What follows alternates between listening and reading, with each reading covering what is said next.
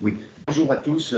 En ce dimanche 12 juin, j'ai quelques instants à vous consacrer pour vous présenter mes recommandations, mes petites astuces pour les 2 UV écrites que vous avez à passer le 15 novembre prochain. Première remarque pour les 2 épreuves, vous avez à gérer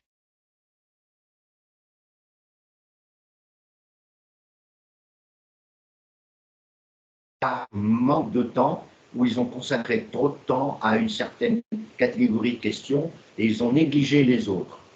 Je vous rappelle que pour l'UV1 en particulier, vous avez 20 questions, soit des réponses courtes, comme la fois dernière, en novembre 2021, ou des questions à choix multiples.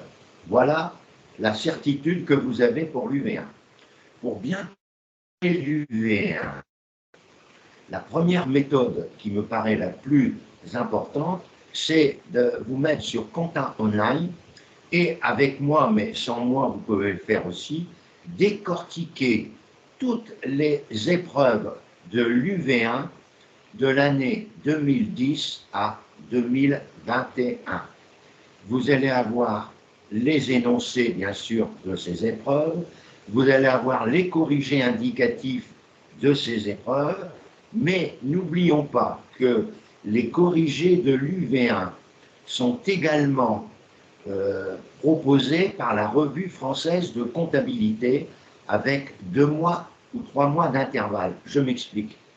Si vous avez une épreuve en mai, dès le mois de juillet, sur la Revue française de comptabilité au plus tard, vous avez un corrigé qui est réalisé par les rédacteurs des sujets de cette épreuve.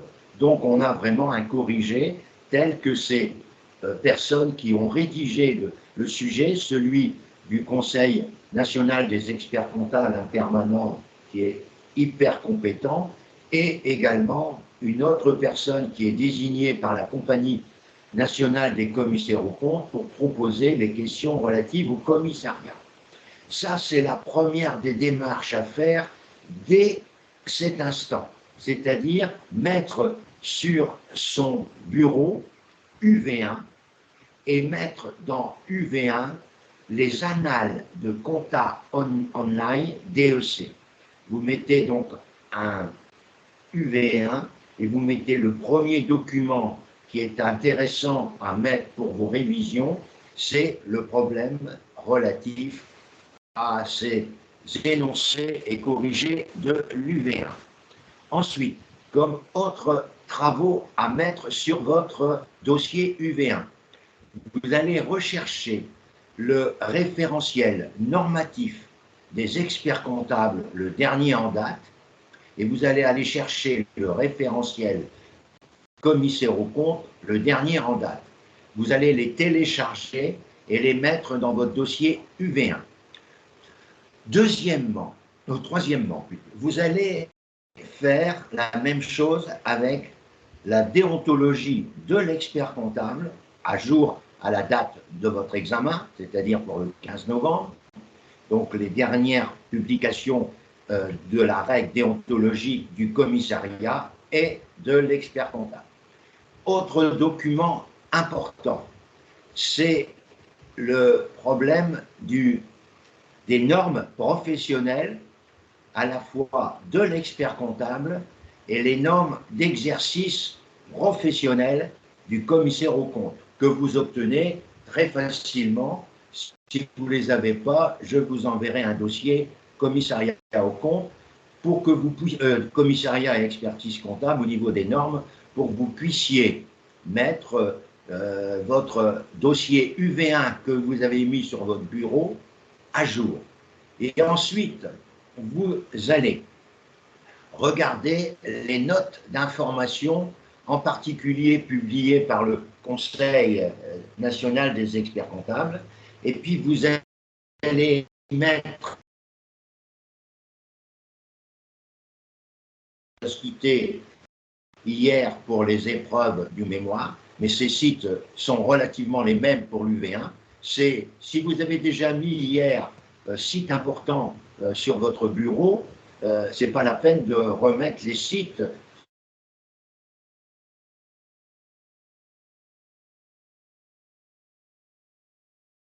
Conseil national des comptables. Le deuxième, c'est la commission nationale des commissaires aux comptes. Ça, c'est le deuxième.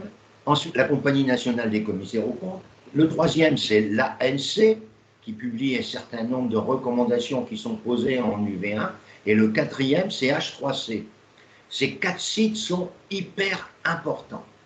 Et ensuite, vous faites des recherches de la manière suivante. Vous faites des recherches de la manière suivante, c'est-à-dire que vous mettez en recherche les notes d'information du Conseil national des commissaires aux comptes. Ça, c'est de la Compagnie nationale des commissaires aux comptes. Les notes d'information, vous allez avoir donc quelqu'un qui va chercher pour vous les notes d'information sur Google Alert et qui va vous permettre d'être à jour complètement le jour de vos épreuves, que ce soit pour le DEC VAE que pour le DEC traditionnel. Le 15 novembre, nous avons la date. Pour le DEC VAE, nous aurons probablement la date la semaine prochaine. Je voudrais aussi que vous mettiez la déontologie de l'expert comptable et la déontologie du commissaire aux comptes. Donc 2 alertes, la déontologie en 2022 du commissaire aux comptes, la déontologie de l'expert comptable en 2022 sur votre alerte Google. C'est pour votre dossier. Sur votre bureau.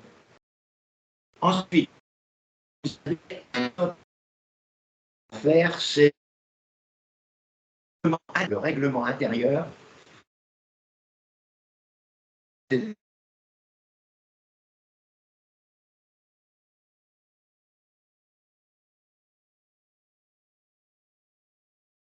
Que vous devez savoir aussi, mettre en alerte.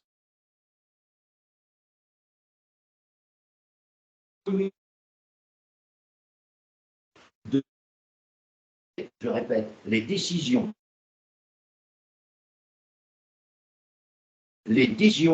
autre alerte, les décisions de la commission de discipline du Conseil national des experts comptables. Une fois que vous avez, à travers l'UV1, fait ces alertes, je vais vous indiquer maintenant le ou les manuels qui sont intéressants, sachant quand même que les alertes que je viens de donner seront des sources d'informations hyper importantes pour être à jour de toutes les questions. Je vous conseille comme manuel d'appui sur cette UV1, c'est les CAREDEC. Il y a 2 CAREDEC qui touchent la déontologie et qui sont importantes à relire régulièrement. Il faut vous procurer, actuellement pour l'UV1, il faut vous procurer le CAREDEC de l'Extinso Édition le plus vite possible pour avoir, à moins qu'il fasse une publication pour septembre, puisque là nous sommes, n'oublions pas que nous sommes aujourd'hui le 12 juin, et que ce que je vous donne, c'est pour vous permettre déjà d'organiser la documentation et la lecture régulière de certaines notes que vous allez recevoir. C'est-à-dire qu'il faut ensuite, une fois que vous avez mis tout ça, il faut faire un dossier dans l'UV1, vous mettez un autre sous-dossier dans l'UV1, vous mettez questions possibles pour expertise comptable, ça c'est un sous-dossier, questions possibles pour expertise comptable, et ensuite vous mettez questions possibles pour commissariat aux comptes. C'est-à-dire qu'à travers la réception des alertes que j'ai pu vous donner, des annales que vous avez pu constater, eh bien, vous devez avoir une organisation qui vous permettra de pouvoir localiser toutes les questions possibles. Il n'y a pas de questions pièges. Il y a à savoir la déontologie des experts. Ce n'est pas difficile de lire une fois par semaine les quelques pages de déontologie des experts et les quelques pages de déontologie des commissaires aux comptes pour pouvoir s'imprégner par la répétition de lecture. N'oubliez pas que nous sommes que le 12 juin et vous avez encore Tout le mois de juillet, ça fait 1. Le mois d'août, ça fait 2. Septembre, octobre et novembre, vous êtes à 5 mois. 5 mois de l'épreuve du 15 novembre. Alors n'allez pas dire que vous n'êtes pas préparé à préparer cette UV1 pour avoir une note largement supérieure à 15 qui vous amène forcément des points supplémentaires pour permettre éventuellement une petite défaillance, pourquoi pas, à l'UV2. Une défaillance aux mémoires, ce n'est pas possible, puisqu'il vous faut avoir au moins 10 aux mémoires. Par contre, à l'UV2, il y en a beaucoup qui compensent l'UV2, alors que celle-ci, dans quelques minutes, vous sera présentée. Donc, au niveau des manuels, je n'ai rien d'autre à vous conseiller. Les autres manuels sont bien sûr encore d'actualité, mais n'ont pas été mis à jour. C'est le manuel déontologie du Conseil national des experts comptables, qui est un guide qui a été publié par des permanents, mais je ne sais pas pourquoi, depuis un certain nombre d'années, je dirais au moins 3 ans, il n'a pas été mis à jour. Et il y a eu quand même des nouvelles normes. Il y a aussi le fait d'être informé par vos alertes des nouvelles normes d'exercice professionnel ou des révisions des normes, comme la norme sont proposées comme travaux de révision à l'UV1. Alors, il est évident que cette préparation de l'UV1 repose sur une organisation. D'ailleurs, comme je le disais hier, tout repose sur une organisation. Si vous n'êtes pas organisé, si vous attendez les derniers 15 jours pour vous présenter au 15 novembre, vous allez dans le mur. Le problème, c'est de vous organiser, de suivre mes conseils, qui sont donc pour l'UV1. De vous procurer, dès que, essayez de voir s'il y aura une nouvelle édition en septembre, ce n'est pas la peine d'acheter celle du mois de juin, alors qu'en septembre, il va y avoir une.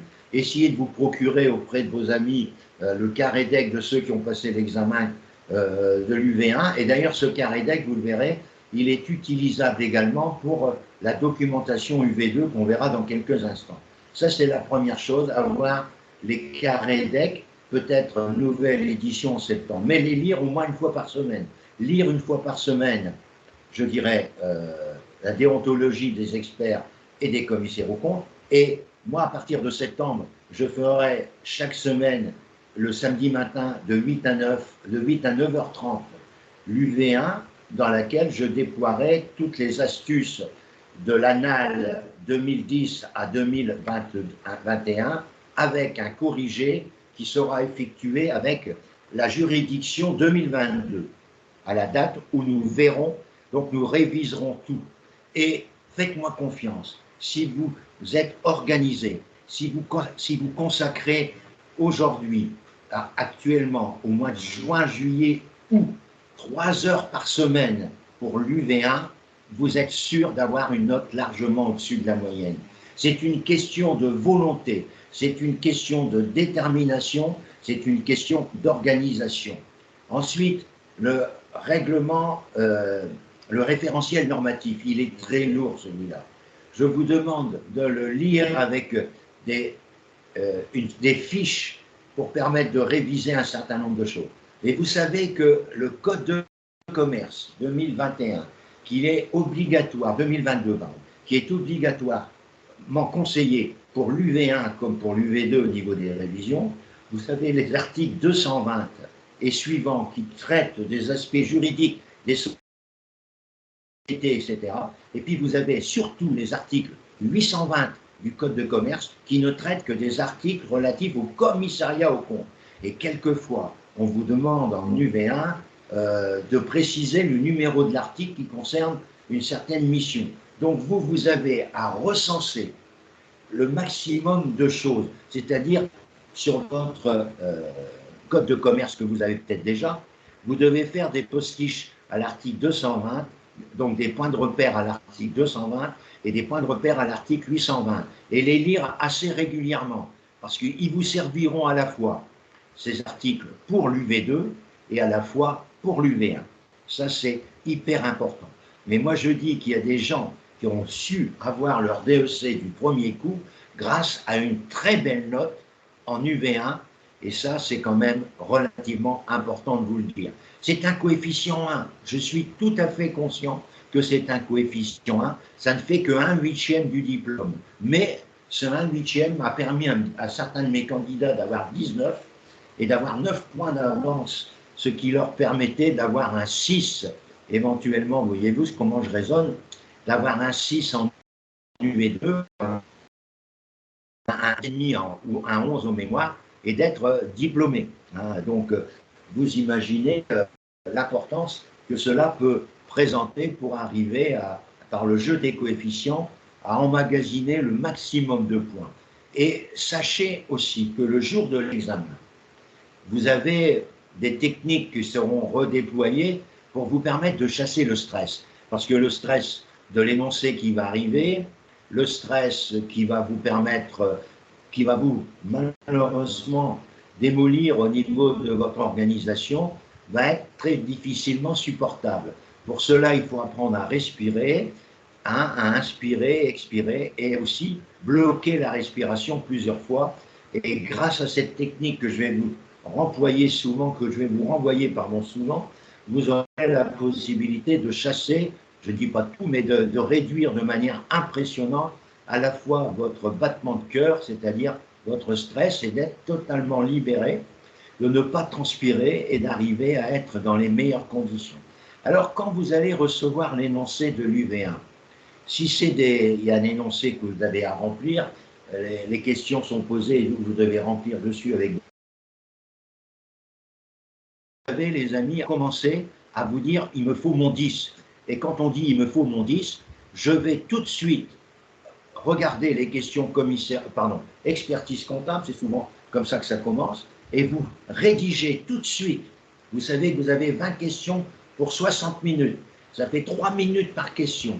Mais si en 20 minutes, vous êtes déjà parvenu à répondre à 10 questions, surtout pour des questions à choix multiples que vous connaissez bien, vous allez déjà être serein, parce que vous êtes sûr d'avoir la moyenne et que vous n'aurez plus à repasser l'épreuve.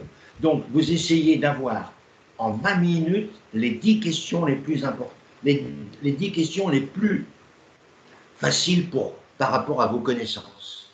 Et une fois que vous avez fait ces 20 minutes, qui vous ont mis 2 minutes par question au lieu de 3, il vous reste 40 minutes sur des questions qui méritent réflexion. Mais ayez toujours avec vous votre montre pour ne rien oublier. Vous ne devez pas, pour les autres questions, dépasser plus de 4 minutes par question. Et là, une fois que vous avez fait vos 20 minutes avec les questions faciles pour vous, du moins, ce n'est pas facile pour tout le monde, vous allez avoir 4 minutes par question et vous utilisez votre heure de présence au maximum. Vous n'allez pas sortir avant, vous allez rester au maximum pour aborder, avoir le.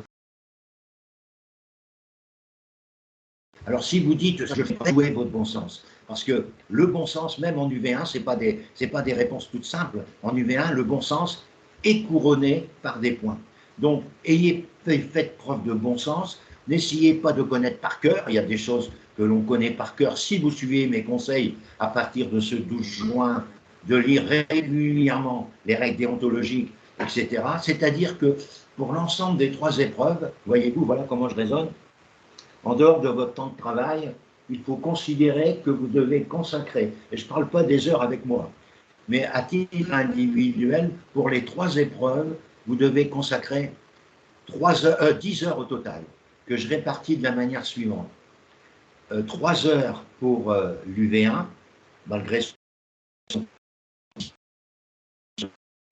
3 heures pour l'UV2 et 4 heures pour le mémoire. Et vous allez voir comment nous allons aborder maintenant l'UV2. En effet, pour l'UV2, c'est une épreuve, coefficient 3, qui est une épreuve très très souvent, je dirais, redoutée par les candidats. Cependant, n'oublions pas que l'épreuve se déroule avec une documentation. Et vous comprenez comme moi que la réussite de l'épreuve repose sur la qualité de votre documentation. Pour cela, en dehors des manuels que je vais vous conseiller, que je vous renverrai, en dehors des manuels, je vous demande d'établir ce qu'on appelle un guide que j'ai baptisé un guide un guide pédagogique ou un guide d'information, un guide pédagogique ou d'information pour votre UV2. C'est-à-dire que ce référentiel ou ce guide d'information, vous allez le mettre sur un tableau Excel. Et dans ce tableau Excel, vous avez plusieurs façons de régler ce tableau Excel. Soit que vous prenez la solution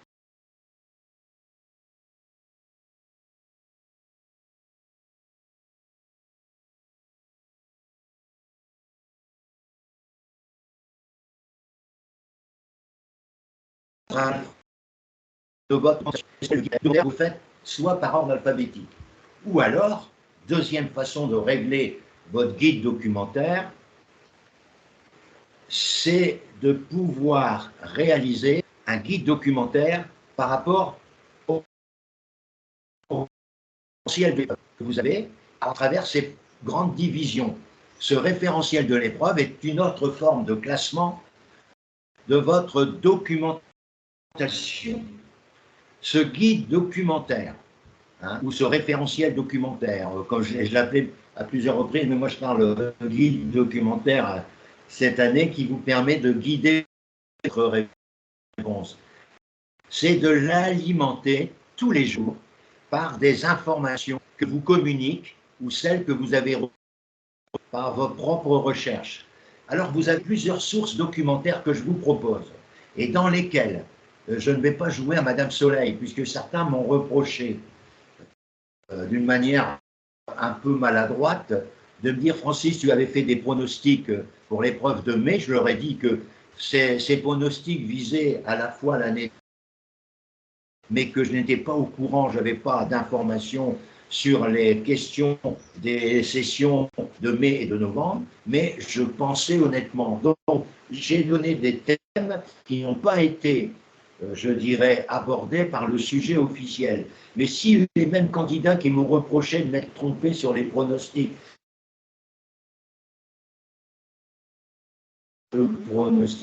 eh bien, ça a été pour dehors des questions, je dirais, privilégiées que j'avais données pour l'épreuve de mai.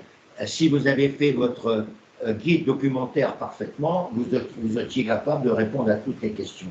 Alors moi, si j'étais candidat dès le 12 juin, à partir de demain, Francis va nous renvoyer l'actuel expert comptable. À partir de demain, dès que possible, il va nous renvoyer, il arrive souvent, la revue fiduciaire comptable. Dans quelques jours, il va nous renvoyer le guide de la revue française de comptabilité. Il va nous renvoyer SIC et il va nous renvoyer Compta Online. Eh bien, voyez-vous les amis,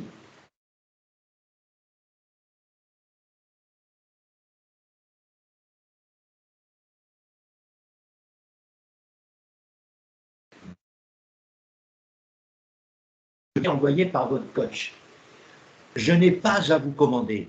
Vous devez appréhender les articles qui vous paraissent intéressants. Et ces articles, vous allez les photocopier et les mettre dans un classeur que vous allez ranger par ordre que vous avez commencé à rédiger sur le tableau Excel. Mais pour que ce tableau Excel soit bien exploitable par votre travail le jour du 15 novembre, il faut que les légendes qui accompagnent l'article que vous avez photocopié soient relativement explicites. Les légendes dépendent de vous. C'est vous qui donnez une qualité à votre guide. Ce n'est pas moi. Il ne suffit pas de reprendre le nom de l'article, c'est peut-être lui donner une légende qui se rangera dans un ordre alphabétique et d'accumuler du 12 juin au 15 novembre une foule d'informations qui sera hyper importante. Je rappelle que le sujet de l'UV2 sera déterminé entre le 28 juin et le 30 juin de cette année. Il y a donc 2 ou 3 sujets qui ont été proposés ces dernières semaines pour la session de novembre 2022 et le jury national va statuer à cette époque pour connaître l'épreuve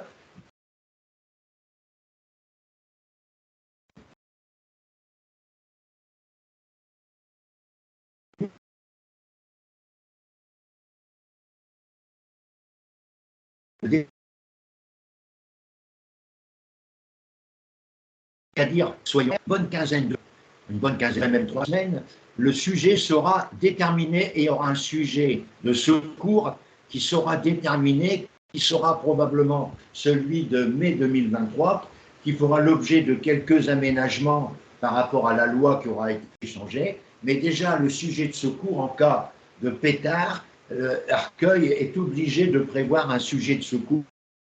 Comme chaque examen, il y a toujours un sujet de secours. Je répète, bien souvent, le sujet de secours, celui qui était proposé en 2022 et qui fait l'objet par rapport à des nouvelles applications, comme la loi du 14 février, qui n'a pas pu être prise en compte en mai 2022, mais qui peut être prise en compte pour novembre 2022. C'est le statut des indépendants.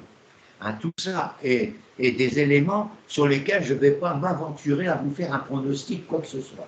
Ce que je vous demande, c'est d'être organisé, de nourrir votre guide documentaire de la manière la plus habile possible, de consacrer à peu près 20 minutes à 30 minutes par jour pour nourrir le matin avant de commencer votre travail ou le soir avant de vous endormir, de nourrir et de faire les photocopies nécessaires des articles. À la fin, vers le 15 novembre, vous allez avoir un dossier documentaire classé qui va faire peut-être 20 cm et qui sera dans votre documentation, qui sera l'une des bases essentielles de votre réussite. En dehors de ces revues que je vais rappeler volontairement, que vous avez tous par mes soins ou que vous avez tous par vos abonnements, c'est la revue fiduciaire comptable, c'est Actuel Expert Comptable, c'est la revue française de comptabilité, c'est bien sûr Compta Online qui fait des articles par rapport à notre métier et par rapport à des questions posées le jour de l'examen. Et vous avez aussi l'hebdomadaire SIC de l'ordre des experts comptables pour lesquels, pour la plupart d'entre vous, vous le recevez, vous pouvez le recevoir gratuitement. Et puis vous avez aussi la possibilité d'avoir Compta Online.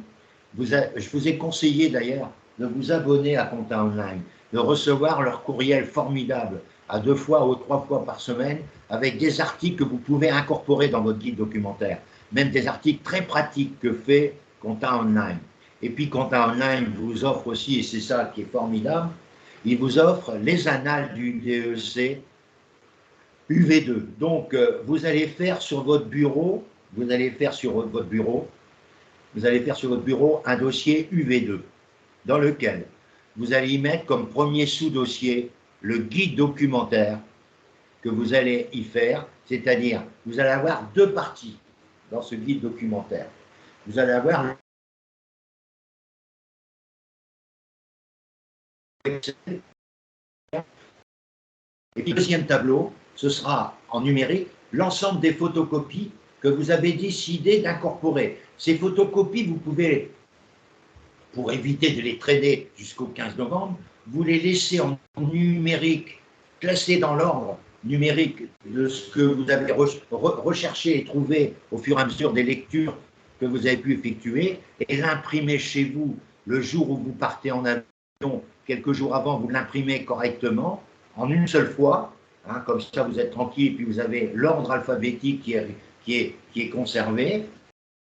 Et pour ceux qui sont en France, avant d'arriver à Arcueil ou d'arriver à proximité d'un centre d'examen, puisque les épreuves outre-mer ou épreuves françaises sont décentralisées et permettent de travailler à quelques kilomètres de votre domicile, et c'est quand même remarquable. Par contre, pour aujourd'hui, nos amis qui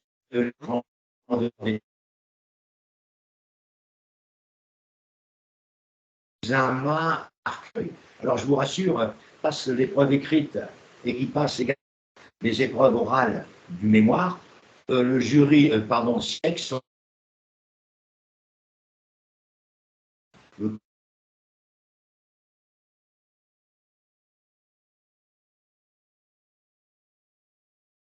que vous êtes pris le 15 novembre, que vous avez un premier déplacement pour le 15 novembre et qu'en conséquence, on vous organise pour que vous n'ayez pas de frais de déplacement supplémentaires à supporter. Donc, vous pouvez être certain pour nos amis étrangers que vous allez passer l'épreuve orale le 14, le 16, le 17, voire le 18 novembre.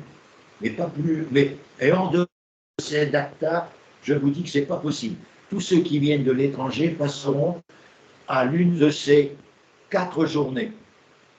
Je répète, 14, je répète, le 16, le 17 et le 18. C'est sûr, vous pouvez vous organiser pour votre billet d'avion, c'est absolument nécessaire de raisonner comme ça.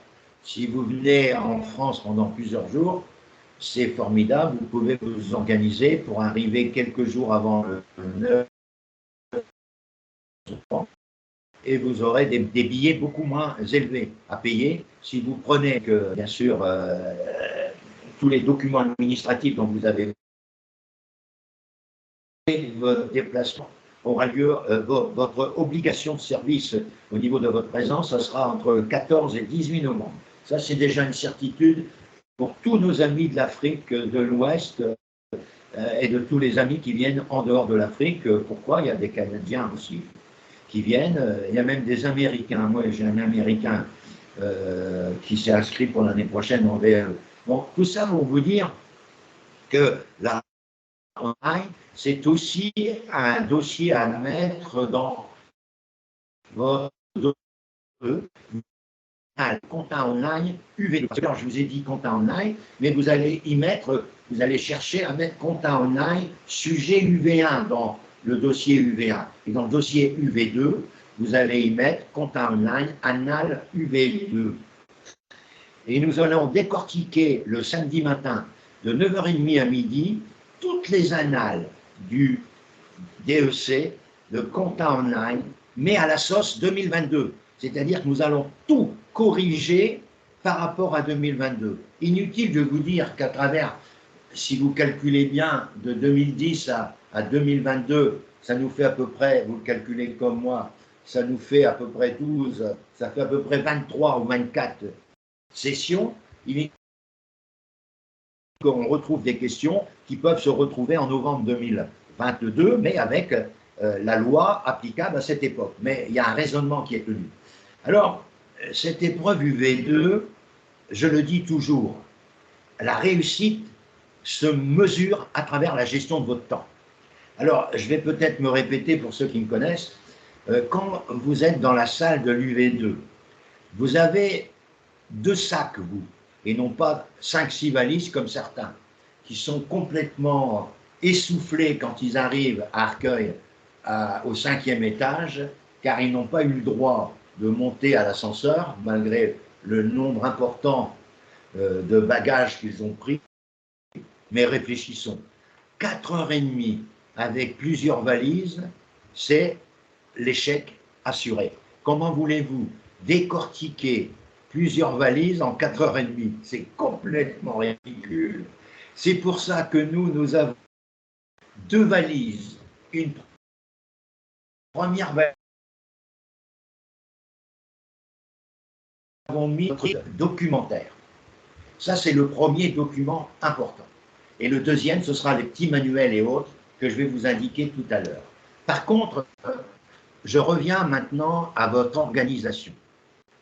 Vous êtes, comme beaucoup de candidats, vous vous regardez tous, les gens ils sont soucieux, ils attendent que l'appariteur vous montre le paquet de copies qui est bien cacheté, vous le découvre et avec ses collègues, ils vont commencer à vous distribuer au fond de la salle et au début de la salle pour que la distribution de ces énoncés ne dure pas trop longtemps.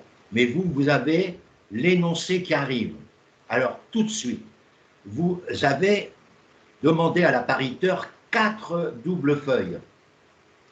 Ces 4 doubles feuilles, si les appariteurs ne sont pas trop cons, parce qu'il y en a qui sont cons malheureusement, tout en étant gentils, vous avez le droit de commencer à remplir le nom et prénom sur chacune des 4 copies que vous avez demandées. Quelquefois, vous avez des appariteurs qui vont vous l'interdire. Bon, c'est tout. Bon, ça, c'est déjà un premier point. Toute seconde gagne des secondes qui seront déterminantes pour votre travail. Alors, il faut être organisé pour l'UV2. Et si vous êtes organisé, vous avez déjà multiplié vos chances par 50% d'avoir la moyenne. Comment faire? Parce que vous avez un bon guide documentaire. Mais quand vous recevez l'énoncé, tout de suite, vous avez demandé des feuilles de brouillon en 4 exemplaires également. Vous ne savez pas combien il y aura de dossiers, mais vous avez demandé 4 feuilles de brouillon avec des couleurs différentes par rapport à votre voisin, forcément. Ça, c'est une organisation pour éviter toute difficulté de relations complémentaires entre des candidats. Vous avez donc l'énoncé qui arrive, et la première chose que vous regardez, c'est le nombre de dossiers. Il y en a 3. Alors vous mettez donc sur votre feuille de brouillon dossier 1, et vous mettez le nombre de points prévus, et tout de suite, vous mettez le nombre de minutes prévues. Je m'explique. Vous avez pour cette épreuve 270 minutes. Ben, vous enlevez 30 minutes pour la lecture de l'énoncé et vous mettez 240 minutes pour la recherche documentaire et la rédaction de vos réponses. Je répète, les 240 minutes, c'est pour de la bonne réponse et de la rédaction. Ce n'est pas 240 minutes de rédaction. La recherche documentaire rentre dans le temps de travail. Alors, on va prendre un exemple. Il est 14h30 ce 15 novembre. Non, il est 14h ce 15 novembre. Vous avez reçu l'énoncé. Nous sommes à 14h30 exactement. Dès que tout le monde a l'énoncé, l'appariteur demande est-ce que tout le monde a bien un énoncé? Oui. Donc, je regarde ma montre, il est 14h02 minutes. Vous avez jusque 18h32. Voilà comment ça se passe. Donc, vous avez réparti sur votre feuille de brouillon, dossier 1, vous avez mis 8 points, dossier 1. 8, ça fait 240 minutes pour 20 points. Ça fait 12 minutes par point. Je mets 8 points et je mets à côté 96 minutes. Hein, je me suis trompé. 8 fois 12, ouais, c'est ça, 96 minutes. 8 points, 96 minutes. Le deuxième, c'est 6 points. 6 points, ça me fait donc 6 points. Je mets dossier. Et le troisième, forcément, c'est 72 minutes. Je commence maintenant, il est 14h03, pardon, je commence à lire le dossier 1, rapidement, j'ai bien dit rapidement. Pourquoi je fais une lecture rapide pendant quelques minutes de l'énoncé? Pour savoir par quelle partie sur laquelle je me sens le plus fort, par laquelle je vais commencer, car mon travail, c'est de gagner le maximum de points. Alors, je parcours le dossier de la manière suivante. J'ai mis ma feuille de brouillon. J'ai regardé le dossier 1 rapidement. J'ai mis les mots-clés sur le dossier 1 pour me permettre de faire une recherche documentaire la plus rapidement possible. Je me rends compte que c'est un dossier commissariat aux comptes. Donc, je mets CAC. Et ensuite, je recherche tous les mots-clés de l'énoncé et je regarde tout de suite, au lieu de lire l'énoncé complètement, je regarde les questions posées. Je regarde les questions posées du dossier 1 et je mets les mots-clés qui me paraissent importants, qui vont faciliter mon choix par lequel je vais déterminer par quel dossier je vais commencer. Ça m'a duré 3 minutes pour aborder le dossier 1. Le dossier 2, je fais la même chose. Ça va me coûter à peu près, j'ai mon feuille de brouillon sur laquelle j'ai mis que, par exemple, contrôle fiscal, c'est le thème du contrôle fiscal, j'ai n'importe quoi. Hein. Et je mets les mots forts en regardant rapidement l'énoncé, mais surtout en étant plus vigilant sur les questions posées. Une fois que j'ai les questions, je ne regarde pas les annexes, ça ne m'intéresse pas. Pour l'instant, j'ai bien dit, pour l'instant. Je regarde et je mets les mots forts et les mots-clés pour le dossier de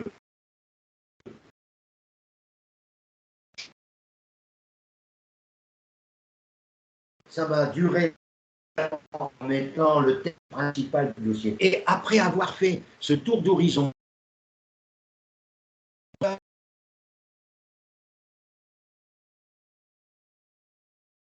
documentaire, je commence par le dossier 1. Et c'est là où je regarde ma montre, il est 14h15, je mets sur ma feuille de brouillon 14h15 et je fais un trait pour indiquer à quelle heure je devrais avoir fini mes 96 minutes. C'est-à-dire, ça fait 15h14, ça fait 60 minutes, j'ajoute 36 minutes, ça fait 14h50. Je dois avoir, 15h50, je dois avoir terminé ma première partie 15h50. Et je me rends obligatoirement dans cet intervalle de temps. Je respecterai cet intervalle de temps. Compte tenu que je pense posséder les bonnes réponses pour le dossier 1, je risque de mettre beaucoup moins de temps que prévu. Mais quand je dis 96 minutes, c'est là que maintenant, j'ai décidé de commencer par le dossier 1, mais c'est là maintenant où je vais le lire. Je suis toujours en phase de lecture et c'est là où je vais le lire avec attention et mon stabilo-boss et ma feuille de brouillon pour ajouter les mots-clés qui vont me servir à mon document, à mon analyse documentaire qui va me permettre de gagner beaucoup de temps. Je parlerai des manuels dans quelques minutes. Mais une fois que vous avez fait ça, vous allez mettre sur la première feuille de votre papier qui aura le numéro 1, la page 1. Vous allez mettre sommaire de ma composition et dans laquelle vous allez indiquer tout simplement dans la première page, dossier 1, page Intel. Ensuite, vous mettrez tout de suite dossier 2, page Intel, et dossier 3, page Intel. Ça, c'est important. Dans la deuxième page, là, je vais vous proposer quelque chose qui a eu des observations positives ou négatives. J'avais prévu depuis plusieurs années pour ces compositions du V2, je me disais, vous devez vous comporter comme un expert comptable. Et un expert comptable, il est poli. Et il a aussi une certaine forme de rapport, surtout pour les gens qui font VAE et DEC VAE pour lui.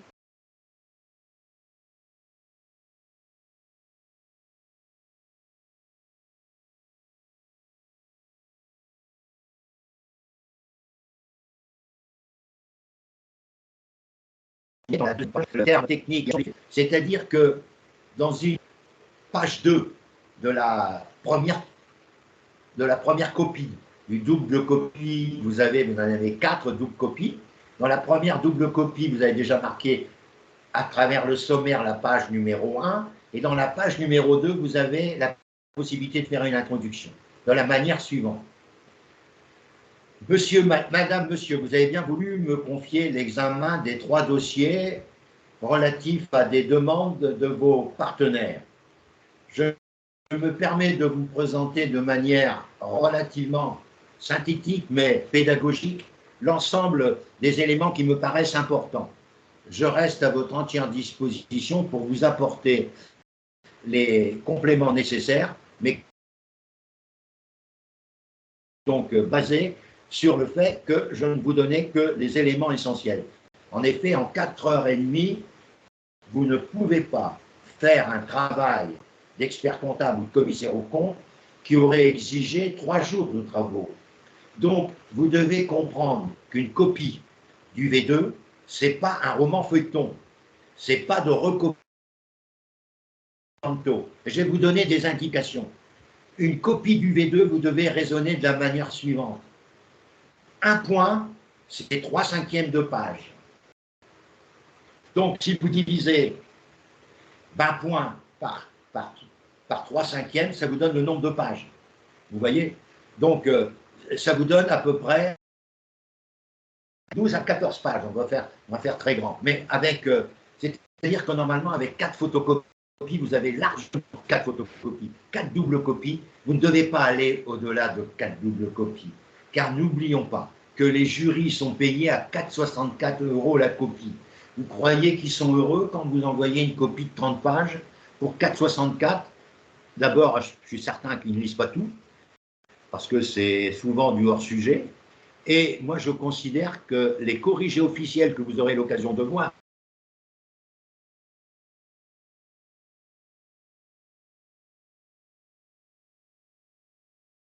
jamais 10 pages. Donc, ce n'est pas la peine. On vous demande de dire l'essentiel et de ne pas de 6 pages du memento. Vous n'allez pas recopier 6 pages. À vous de savoir d'autres sources documentaires, comme votre guide documentaire, et c'est ça le rôle du guide documentaire. Parce que les articles vous donnent des réponses qui sont à l'image de ce qu'on attend à l'UV2. Si vous le faites, vous n'avez aucun problème. Mais soyez rigoureux, soyez organisés, soyez méthodologiques, et vous allez gagner votre DEC très facilement. Faites-moi confiance. Tous ceux qui ont suivi mes conseils ont eu la moyenne au moins, et même certains qui avaient passé 4 fois l'UV2 avec des notes inférieures à 6. Je peux vous donner son nom, c'est Cyril Gontier, qui est expert comptable depuis 3 ans et qui a un excellent cabinet. Il travaillait chez Fiducial, il a créé son propre cabinet. Aujourd'hui, il est en pleine vogue. Je lui ai apporté beaucoup de clients, mon cardio, tous mes médecins, ils sont chez lui. Bon, bref, tout ça pour vous dire que ce garçon, écoutez-moi bien, je vais vous donner son nom. Il avait eu 3-4 fois 4,5, 5. Et il a eu 14 avec la méthode. Il m'a dit, Francis, parce qu'on avait passé, là, moi je faisais des cours particuliers avec lui, parce on déjeunait ensemble, et puis après on travaillait jusqu'à 6 heures le soir dans mon bureau, et on a gagné. On avait, j'ai dit on a gagné, parce que c'est vrai, il a fait un lexique documentaire formidable, il a eu toutes les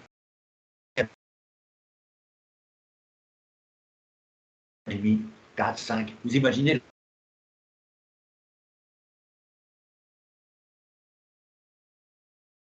l'horaire. Et sachez que, retenez bien ce que je vous ai dit, 3/5 de page par point. Donc, en dehors de votre lexique documentaire,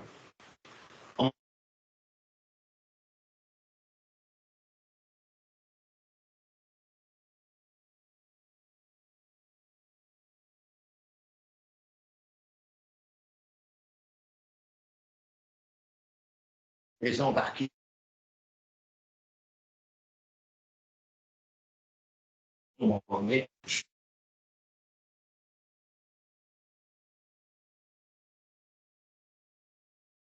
c'est immense, ça. C'est ridicule.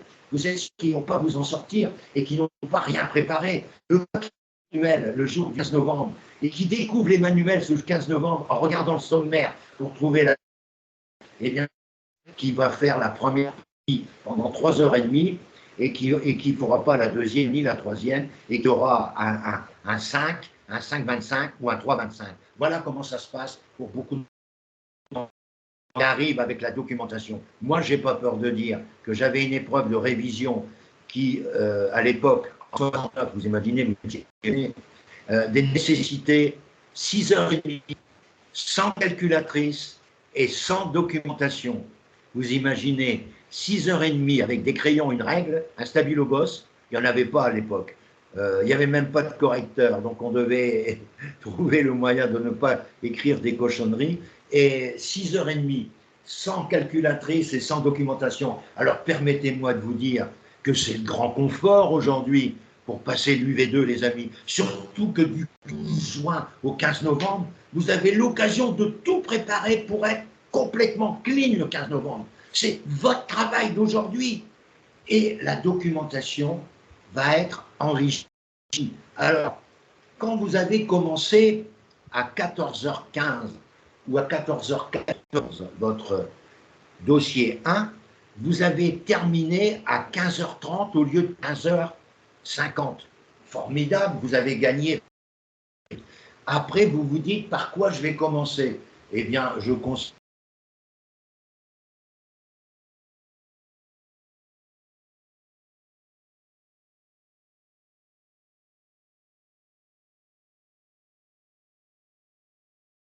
cinquième, 8, 5 multiplié par 3, c'est ce que j'ai fait. Alors, ensuite, je fais le dossier.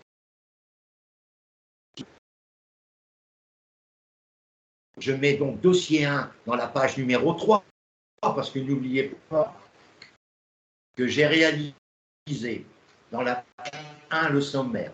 Et vous pouvez y mettre, soit en haut de la page 2 si vous faites l'introduction, vous pouvez y mettre termes techniques et abréviations que vous allez utiliser dans le cadre de votre rédaction. Par exemple, code du commerce, vous allez y mettre CC, code des impôts, ou bulletin officiel des impôts, vous allez y mettre BOI, etc., pour pouvoir faciliter la lecture de tout, et faciliter et puis code de commerce, tout ça, les abréviations, vous connaissez, que vous avez certains d'entre vous déjà utilisés pour votre notice.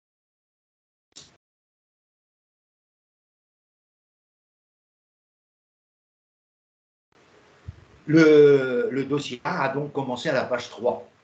Et le dossier 2, puis après vous rappelez quand même la protection de tous vos dossiers, vous rappelez rapidement la question, mais en faisant une certaine concision, ce n'est pas la peine de rappeler tout, c'est d'être capable de traiter et de donner à ce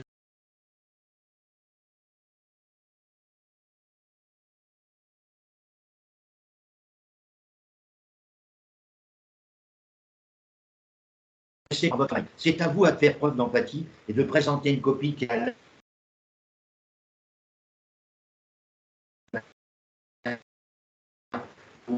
présenter les choses avec un certain réalisme.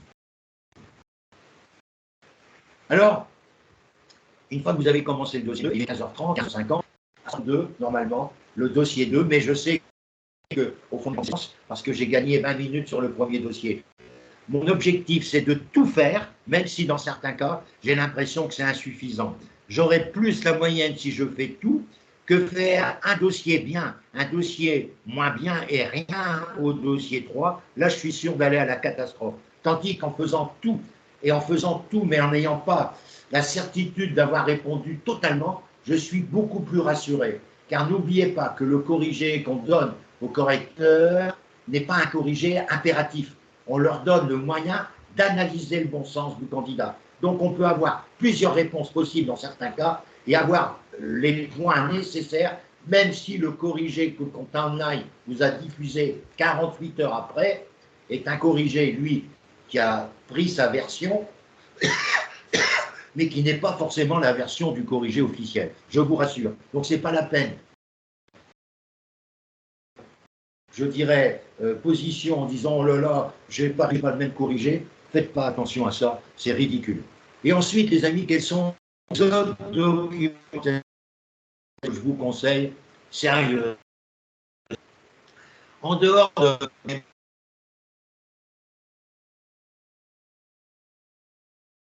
je n'ai pas envie que soit faite, c'est les pochettes Corroy. Les pochettes Corroy. C-O, 2-R-Y. Vous mettez édition Corroy. Vous connaissez édition Corroy. Je vous donnerai bien sûr les sites, etc., qui font des pochettes formidables avec des corrigés dont certains ont été repris totalement pour le corrigé de novembre 2021. C'est une pochette indispensable. C'est la pochette DSCG1 et la pochette DSCG4, surtout la DSCG4. Elle est de plus en plus proche. C'est audit et compta, elle est de plus en plus proche de certaines questions relatives à l'audit, à la révision, à la méthodologie. Je vous recommande à fond d'acheter les pochettes DSCG1 et 4, mais de demander à Corroy la possibilité de savoir s'il va y avoir, une nouvelle édition de ces pochettes, et vous demandez quand elles seront sorties pour les procurer par Internet. C'est-à-dire que vous aurez la possibilité de les recevoir en numérique, mais vous allez vous recommander, moi, pour ces amis, que je en DCG, DSCG, en BTS, avant d'être prof en DEC, j'étais en BTS, j'ai toujours travaillé, ça va faire, je dirais, 40 ans que je travaille avec Madame Corroy, qui était cette édition, à Marseille, et elle a été reprise par un de ses collaborateurs qui aujourd'hui a déplacé son édition dans sa ville, territoire de football, parce que j'adore, et vous le savez, j'adore le football. Mais ça n'empêche pas que M. Dassonville, c'est un ami, il vous fera les prix, mais je vous invite à prendre au moins les deux pochettes UV1 et UV4 DSCG. Autre pochette qui peut être intéressante,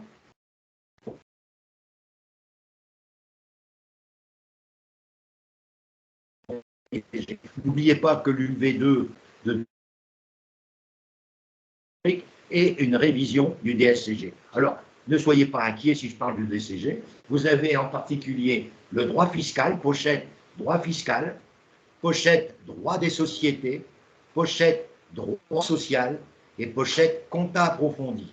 C'est-à-dire que si vous êtes aujourd'hui 12 juin, disant il faut que je mette tous les atouts dans mon jeu pour être vraiment au parfum, je peux faire acheter par mon cabinet, parce que tout le monde en profitera, ces 6 pochettes DCG 4, droit social, droit des sociétés, compta approfondi et droit fiscal, plus DSCG 1, DSCG 4, vous êtes chargé pour répondre à toutes les questions du DEC théorique. Parce que le professionnel doit apparaître dans votre rédaction. C'est ça la différence entre une copie de DSCG et une copie de DEC, c'est que le jury doit découvrir votre expérience et votre habitude professionnelle. Ensuite, autre documentation, vous allez dire, mais qu'est-ce qu'il nous raconte? Je vous pose le DSCG 1 et DSCG 4 des éditions Hatier-Fouché. Hatier, A-T-I-E-R, d'ailleurs vous aurez la liste, hein, DSCG 1 et DSCG 4, qui sont des manuels très bien. Je vous propose également le corrigé étude de cas, c'est Fouché. N'oubliez pas qu'un mémento, c'est 160 €. Vous pouvez les obtenir auprès d'un cabinet avec lequel vous êtes amis, ou vous pouvez les obtenir par l'annexe qui peut vous louer les mémentos audit et compta. Mais vous pouvez prendre d'autres mémentos si vous voulez. Hein. Ensuite, vous avez, en dehors de ces pochettes Corroy, vous avez les manuels que je viens de dire de chez Fouché-Hatier, je répète, DSCG 1, DSCG 4, et études de cas DSCG 4, avec les corrigés, dont certains corrigés sont proches des questions posées au DECS, au DEC. Ensuite, comme autre documentation, vous avez le droit social, le droit des sociétés, de DCG, de chez Nathan, dernière édition 2021-2022, mais vous aurez une édition 2022-2023 en septembre. Je répète, c'est droit des sociétés, droit social de chez Nathan, édition Nathan. Droit des sociétés et droit social. Ensuite, je vous conseille le droit fiscal DCG de chez Hatier-Fouché. Hatier-Fouché. Ensuite, je vous conseille, donc tout ça, ça fait même pas au total 160 €. Hein. C'est même pas le prix d'un manuel. Et je vous conseille également, il reste compta approfondi de chez Nathan. Compta approfondi de chez Nathan. Ce sont des manuels qui correspondent aux réponses attendues pour votre épreuve UV2. Ça, c'est hyper important. Ensuite, vous avez d'autres sources documentaires que je vous fournirai. C'est tout d'abord les annales du commissariat aux comptes. Il y a 2 examens. Il y a le certificat préparatoire et puis il y a le certificat pour être admis comme commissaire aux comptes. Donc, on a toutes les annales sur le site du Conseil national des experts comptables.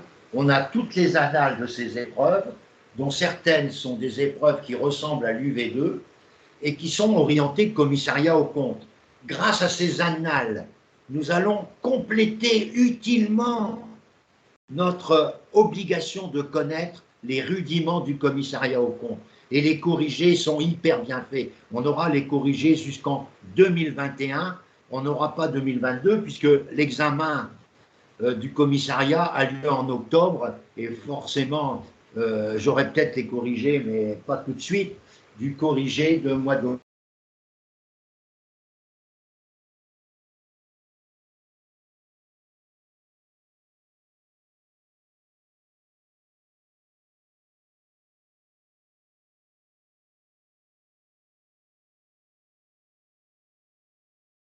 DSCG UV1 et UV4.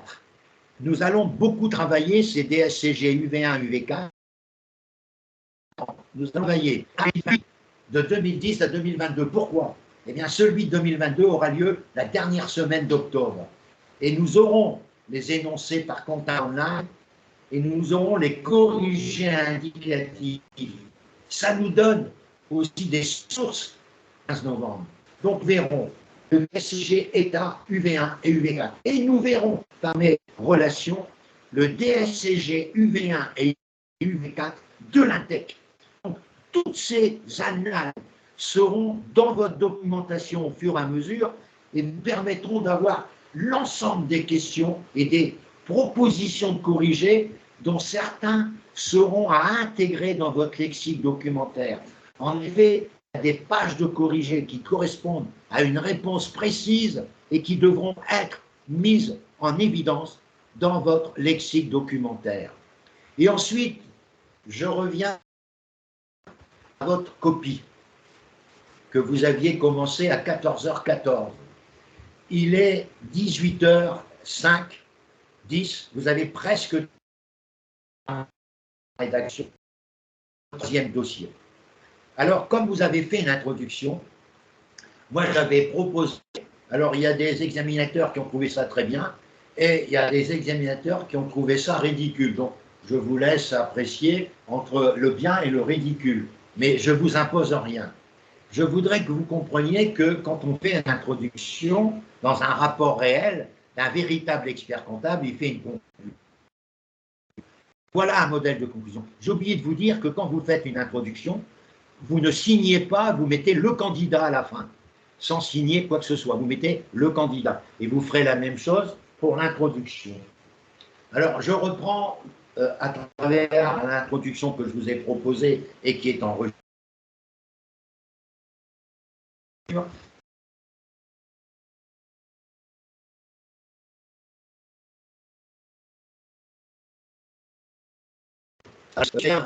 Madame, monsieur, les 3 dossiers que vous avez bien voulu me confier me renforcent dans l'idée que notre profession, nos professions sont amenées à se développer dans les années à venir.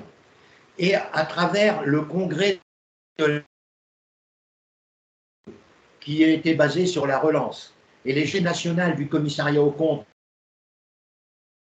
dans les jours prochains, qui est basé également sur un problème de relance, on voit que nos 2 professions d'entreprises qui sont d'aujourd'hui et probablement nos clients de demain, en travers, entre parenthèses, les micro-entrepreneurs. Le candidat, voilà. Donc, vous essayez de faire une conclusion qui touche à l'intérêt du candidat à s'intéresser au congrès des experts qui a eu lieu le mois de septembre. Malheureusement, c'est toujours, avant c'était au mois d'octobre, et moi j'assistais au mois d'octobre au congrès, et au mois de septembre, j'assistais à Patrimonia. Malheureusement, Patrimonia est en même temps que le congrès. Comme j'ai mes relations importantes à Patrimonia à Lyon, puis j'ai mon fils à Lyon, j'irai malheureusement à Patrimonia, et j'irai pas malheureusement, je suivrai par votre intermédiaire le congrès. Je vous recommande pour ceux qui peuvent venir au congrès, ou le congrès éventuellement par voie numérique, j'espère que ça sera réitéré, eh bien de vous inscrire en tant que stagiaire, vous ne payez pas grand-chose, ou en tant que candidat avec l'attestation, quand vous êtes inscrit au mois d'août comme candidat, vous pouvez avoir un prix très bas pour assister à ce congrès.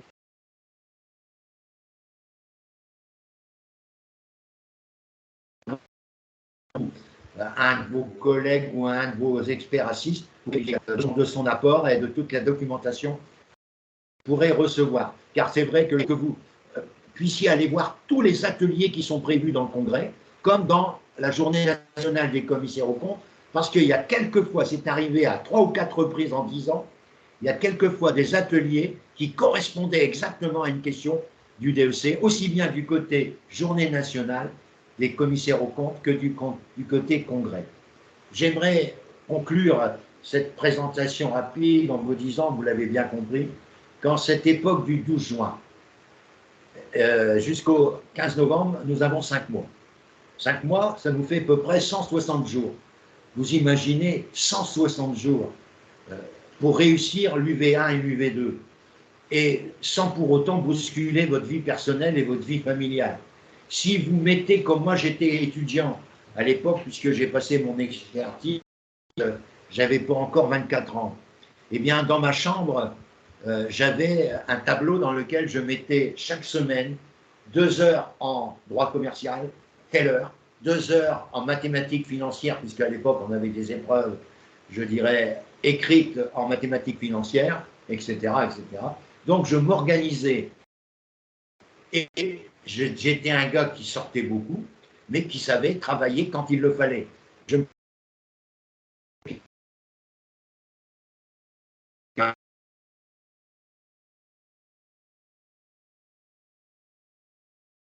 à 8-10 heures, je faisais. Et cet emploi du temps que je vois encore dans ma chambre, c'était pour moi une obligation de respecter. Mais si vous faites comme moi, si vous faites des fiches, si vous faites votre lexique documentaire d'abord numérique et ensuite imprimé pour partir le 4 novembre, vous allez réussir les 2 UV et vous allez me dire merci Francis, et vous allez réécouter cette vidéo du 12 juin en disant si jamais malheureusement pour certains d'entre vous écoutez Francis, je ne serai pas en train de repasser l'épreuve en mai 2023, en novembre 2023. Non, on ne doit pas. On doit passer une première fois et on doit réussir si on est organisé. On ne peut pas vous poser de questions hors du sujet et du barème et hors, je dirais, du programme qui est celui du DCG et du DSCG avec une pincée d'expérience professionnelle qui est absolument nécessaire pour le DEC BAE et DEC, pardon, traditionnel. DEC BAE, c'est la même règle. Est-ce que vous avez des questions à poser? Est-ce que, en levant la main, vous êtes satisfait de mon intervention? Je regarde ceux qui lèvent la main pour dire on est satisfait de ton intervention. Bon, peut-être que vous avez le bras coincé. Si, il y en a des gens qui lèvent la main. Merci, c'est bien. Donc, je voulais vous dire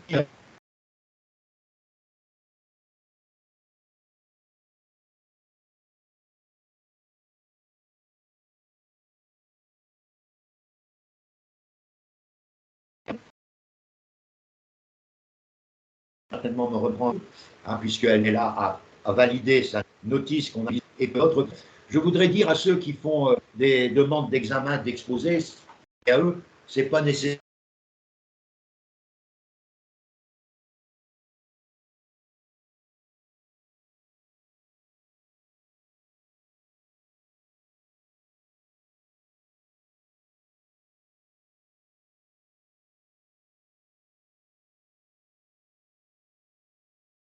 Et tout individuel, mais pas pour les DEC, ça sert strictement à rien. Attendez ma rencontre samedi matin pour commencer à prendre des rendez-vous pour vos exposés personnels.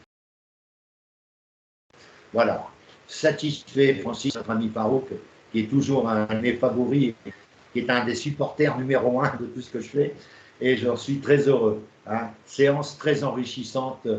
Ça, c'est Horatia, elle est contente comme sa sœur. J'ai eu la chance de découvrir aujourd'hui 2 sœurs remarquables qui vont être experts comptables en même temps, grâce à leur travail, bien sûr, mais grâce aussi au coach qui va les motiver tout au long de ces mois à venir.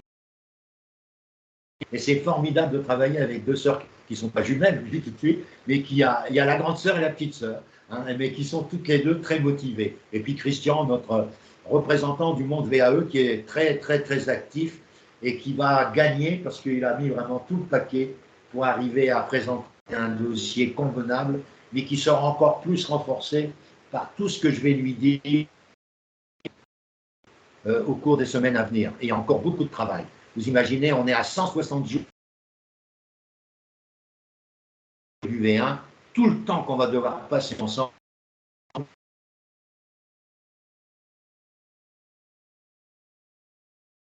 On essaye de s'organiser. Travail.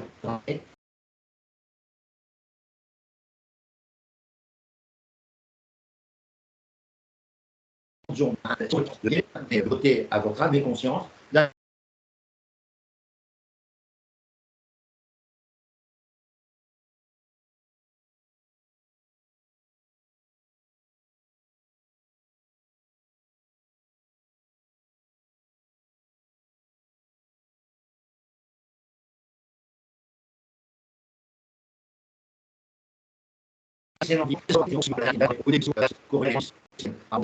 ou mon Skype, c'est Francis minuscule point, Tison en minuscule et le chiffre 2 collé à N. À très bientôt, très bientôt. Merci de votre écoute.